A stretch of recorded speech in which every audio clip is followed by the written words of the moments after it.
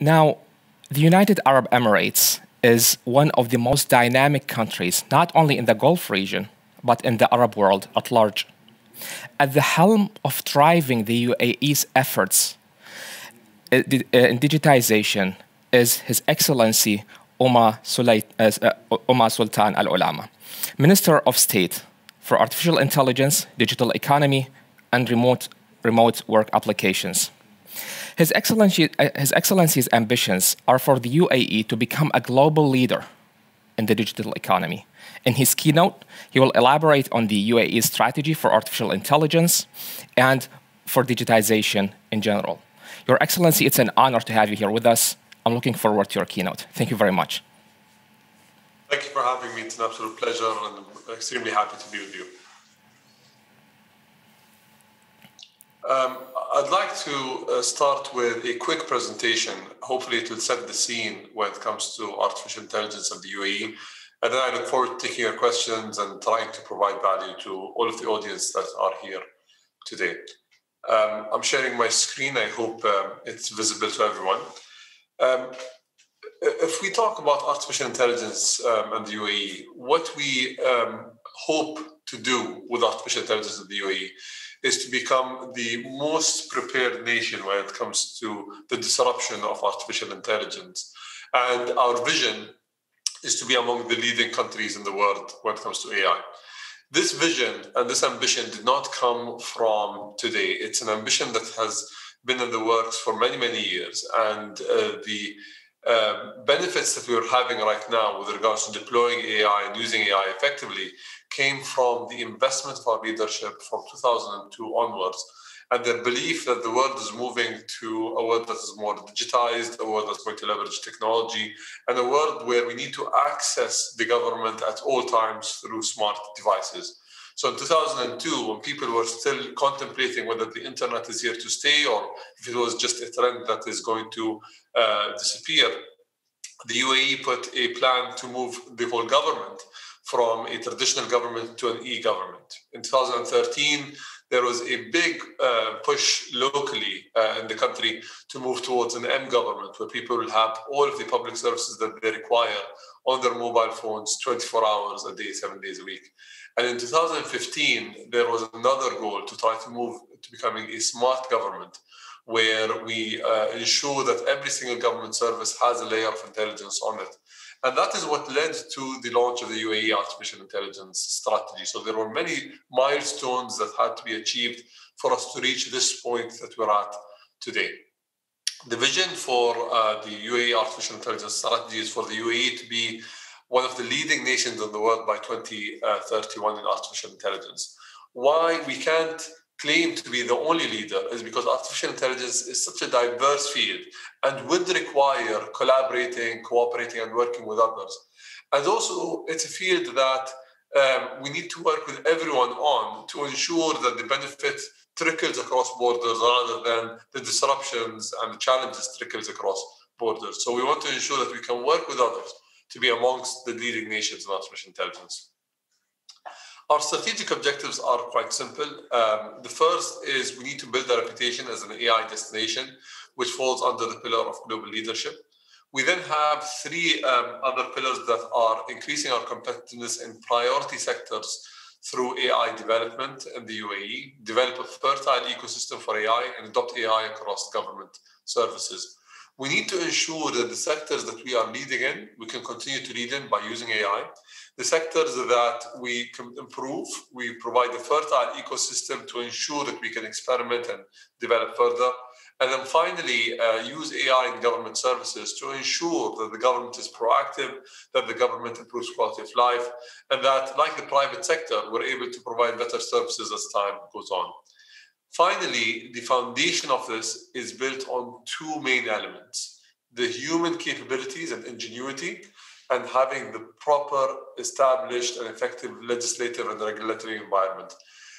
It's very important for us to not forget the human in this loop. We need to build the talents, attract the best people from around the world, and ensure that they have the right infrastructure to be able to build the top layer of the strategy of the UAE. We focused on four key sectors or areas. The first is international cooperation. The second is our internal AI ecosystem. The third is capacity building and upskilling. And the fourth is policies and regulations.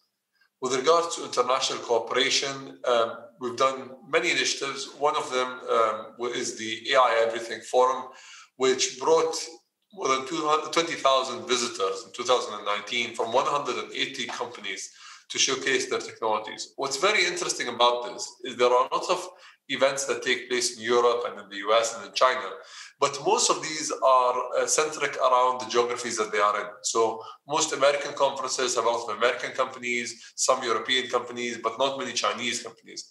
Most Chinese conferences have a lot of Chinese companies, but not many European or American companies. This event became the melting pot and the meeting point of all of these companies and individuals and thinkers from both the East and the West, coming in one place to try to pave the way for the future of artificial intelligence, which was very interesting for us. The second is something that we've done, which is called the AI Bridge, signing a memorandum of understanding with 8 countries to exchange the best practices, knowledge sharing, to ensure that companies and experts from these countries can come to the UAE, and also companies and experts from the UAE can go to these countries. We want to ensure that talent does not feel burdened or does not feel that they're only working on geography, because the development of AI responsibly is going to impact every country positively.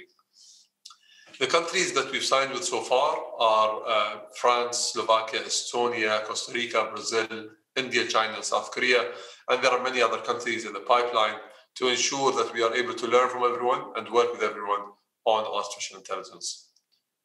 The areas of collaboration are on 4 main pillars: exchange of knowledge, capacity building, AI policies, and then finally, research and development. The third thing that we focused on was to increase the UAE's global competitiveness in the field of artificial intelligence. In many of the indices related to AI, the UAE is in the top 20 globally. And in many of the AI indices globally, we are within the top 30 countries. So we need to continue to pave the way for the UAE to be one of the leading countries on the world when it comes to artificial intelligence. And then finally, on this front, we've established many roundtables focused on bringing thought leaders to discuss the responsible governance of artificial intelligence from around the world. And this led us to actually making our motto to deploying AI in the UAE and developing AI in the UAE, an acronym that goes by BRAIN, building a responsible artificial intelligence nation. Responsible development, responsible use, responsible deployment of AI is key and paramount for us in the UAE. We also have an internal network for AI experts, and we do a retreat for them on a yearly basis to try to see what we can do to improve the ecosystem, how we can invest better as a government, and how they can feel like they're able to thrive in this ecosystem. So we currently have over 500 experts that are very well respected in the field and that are deploying a lot of great technologies across the UAE and the whole region. Now, when it comes to the ecosystem, we've done 3 main things. The first is research and development. We've spent a lot on R&D and AI. We've also launched an AI and blockchain council across the government to ensure that every local government can benefit from AI and blockchain, and also that we have one unified front when it comes to the development, the deployment, and also strategizing on how to use these technologies. And there's another important element, which is the pilot projects with other government entities on using AI effectively. The use of AI in these pilot projects is hopefully in non-controversial means. We're looking at using AI to ensure that we can do something that can be exported, that will improve quality of life, and is going to ensure that the government can do its job better. Some of the R&D projects include diagnosing TB using AI. Tuberculosis is a big deal when it comes to a disease that kills 1.2 million people across the world, a disease that threatens countries like the UAE, which are open and have 200 nationalities. So we've worked with the Ministry of Health and the New York University in the US and in Abu Dhabi to ensure that we can develop something that can be scaled up, can be used in the UAE, can be exported to more vulnerable countries. And we're also doing a lot of research on the autonomous vehicle space. Another thing that we're doing with NYU Abu Dhabi is working on AI and NLP for Arabic. We've realized that AI has been developed and is developing in many languages, but the Arabic language is lost. So we want to ensure that we're being able to reflect the cultures, the thoughts, the requirements of people in the Arab world using artificial intelligence, and that we can reduce bias by doing that. Other such examples are examples of using AI to help with predictive maintenance and pattern recognition for the spread of palm tree weevil, which is a pest that kills palm trees, for example, or using AI in Arabic Sign Language gesture detection to ensure that people who communicate using sign language are able to have the best service and are also able to operate effectively across the Ministry of Health's offices and the country as a whole. Other examples include improving our infrastructure by building new dams or predicting floods due to climate change, etc. Also trying to streamline the media content licensing decision support with the National Media Council to try to open as much content as possible and using AI to make the process very seamless. There are other initiatives focused on data gathering, on decision making, and improving customer service and customer happiness as well. And also ensuring that we're able to find the best talent, we're able to give people the best service as well. The AI and Blockchain Council has 16 members from different entities and different Emirates across the UAE and hosts around 12 meetings a year and has 3 committees focused on data, focused on governance, and focused on ethics as well. To encourage the AI ecosystem, we've also launched one of the fastest supercomputers in the region that is open for free for academics, for researchers, for startups, as well as government entities across the UAE to ensure that we can improve R&D and we can also improve the deployment of AI across the country. We've also launched a program called the AI Code Hub, which open sources technologies for people to try to ensure that the benefit trickles across different places in the UAE and the region as well.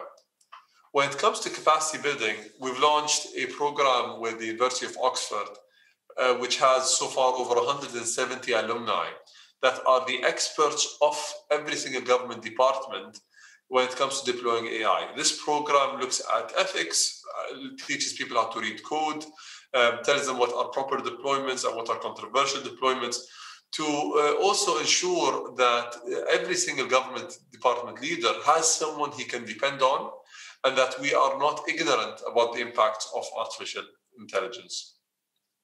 Another program was the AI Camp, which has over 16,000 graduates to date, and 60% of them are women. And this program focuses on trying to increase awareness and curiosity within the young people in the UAE in artificial intelligence and helps them as well try to shape a future for them in this field.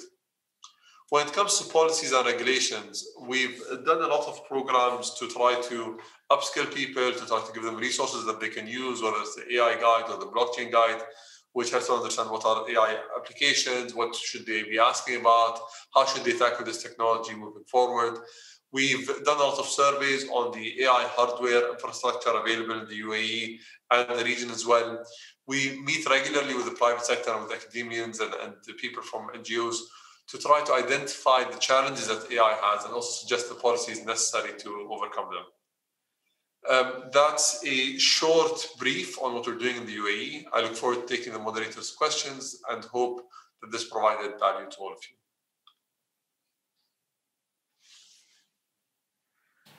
Thank you. Thank you very much, Your Excellency. That was an excellent overview of the UAE's efforts into digitization and into artificial intelligence. Actually, I have so many questions because of time limits. I have to choose some of them. So the first question is, when you travel abroad and you see other countries and what other countries are doing, which country has impressed you the most? Be honest here. To be absolutely honest, I don't think there's one country. Every country has something that's very exciting. And that's something that I realized later on, because I used to come with this notion that maybe the US is the most impressive, or maybe the UK is the most impressive, or China. But what I've realized is even in centers of excellence, like Israel, for example, like Germany, like France and others, you have some amazing applications and amazing thinkers. So because we are at the beginning of AI, every single country can pave a way, and you can learn something from every country. In terms of sheer numbers, probably China and the US have the biggest number of startups and have the most amount of research. But if you look at ingenuity, if you look at quality, each country has something that differs from the other country. So that's why we need to go with an open mind, and we need to try to work together on this. Yeah, that's. I agree with you totally. I think this is also something that we miss here a bit in Germany. So we don't have this kind of open attitude that, for example, you have, or countries like Singapore have, or other foreign countries have when it comes to AI deployments. And yeah, we often get hung up on ethical questions and on how to limit perceived dangers from artificial intelligence. But yeah, so you talked also about building the UAE and building the reputation of the UAE as an AI destination. Could you elaborate on that? Like, what kind of maybe companies, what kind of people are you trying to attract, and to do what? So what we've realized is, because of the early investment in artificial intelligence, because the easy business environment that's here, and also because of the type of people that you have, the UAE is soon becoming a leader in this field. If you look at AI very simply, it depends on data. And what type of data drives the best artificial intelligence systems? You need to have a high volume of data. You need to have a high variety of data to ensure that you don't have bias. And you need to have a high velocity of data. So the speed of which this data comes to the system and helps the system improve is also very important. We have 200 nationalities in the UAE. So these 200 nationalities give us the holy grail of any data set on the planet, because of the diversity of all these people that come to the UAE. When it comes to volume, in certain fields, the UAE is second to none. If you look at pre-COVID, our airport had 100 million people go through it, the busiest airport on the planet. So the data and deploying AI in that front will make us world leading in that front as well. If you look at other things like, for example, DP World operating 68 ports around the world, the biggest port operator. So port data allows us to be able to create something that is at the forefront of it. So what we need to ensure is experts and thinkers and innovators from around the world can come to the UAE, can try to deploy something, and then make it into a global success story. And we've had many examples, like Kareem, which is a local company which was bought out by Uber for $3.1 billion, and many other success stories. So we're looking forward to the future. Okay, and the final question is about AI research, and you alluded to several initiatives that you have in the UAE, and I was very excited about the NLP stuff that you're aspiring to do as regarding the Arabic language. So we had also yesterday a talk by Professor Bernhard Schildkopf, one of the leading AI scientists in the world, and he said that top-notch scientists are not only looking for great universities, but looking for the ecosystem that surrounds them. So what's your pitch for top scientists? Why should they come to Dubai, to Abu Dhabi, to other Emirates? Well, a few reasons. First is the can-do attitude. At the end of the day, we don't regulate for the sake of regulating. We regulate with the thought leaders, we regulate with the companies to ensure that we don't hinder innovation. So the issue of over-governance does not exist here. Second is you can be in a place and access Europe within less than 7 hours, access China or Asia within less than 10 hours, access many markets. And the diversity of data that we have really makes it a wonderful place for people to come in and try to explore how they can deploy AI in the UAE effectively. Your Excellency, Omar Sultan Olama, thank you very, very much. That was a fascinating exchange. Thank you for having me.